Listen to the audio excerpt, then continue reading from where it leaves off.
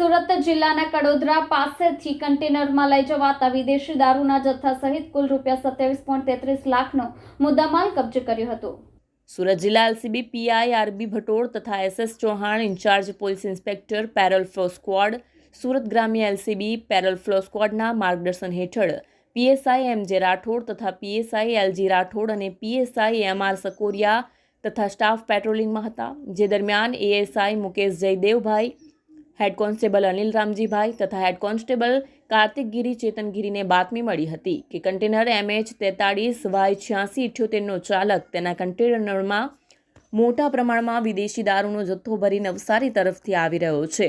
જે બાતમીના આધારે કડોદરા પાસે વોચ ગોઠવી દારૂના જથ્થા સહિત કુલ 27.33 લાખનો મુદ્દામાલ ઝડપી પાડ્યો હતો।